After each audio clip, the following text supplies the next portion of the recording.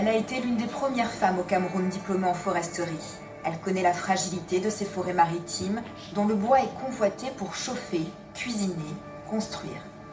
En fait, le problème, c'est que les gens coupent les jeunes, c'est surtout les jeunes qui sont dans cette activité-là, pour survivre. Parce qu'ils savent qu'il y a le marché. Ils ne demandent pas. Le marché est là, le bois est tellement sollicité. Même tous les immeubles qui sont à droite, que vous allez voir, ils utilisent le bois de regardez. Regardez, ça c'est frais. Ça c'est fraîchement coupé. Hein. Ça te fait quoi quand tu vois ce bois coupé comme ça? Mais moi, ça me donne la chair de poule, ça me gêne parce que nous sommes dans une zone insulaire. Hein? Bientôt, on va regagner la mer. D'ici peu, on est à l'océan. Si on coupe toute la mangrove, la ville va disparaître. Pourquoi? Mais parce que c'est elle qui sert de protection naturelle contre la montée des eaux. Douala est toujours inondée. Pourquoi?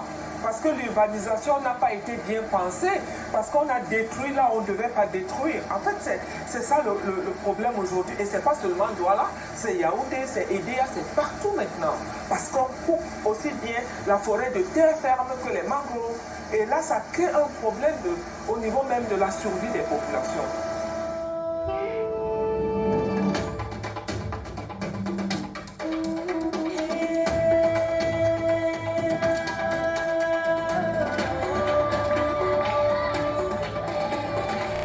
Où elle décrochera un diplôme d'ingénieur agronome.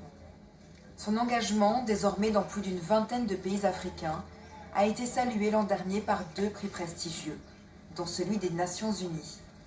Lauréate des champions de la Terre, elle a obtenu la récompense la plus renommée de l'ONU, remportée en 2007 par le vice-président américain Al Gore.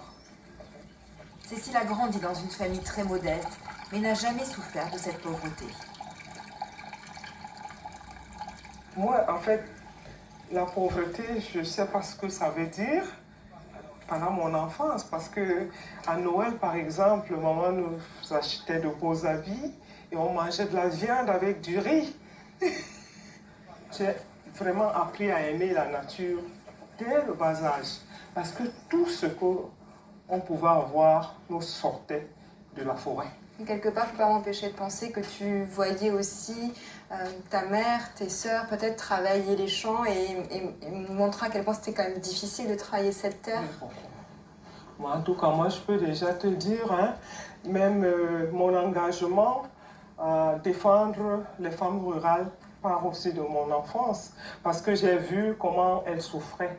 C'était difficile, hein. Ma mère était la dernière à se coucher, la première à se lever. Et rarement, je l'ai vue manger avec appétit. Rarement.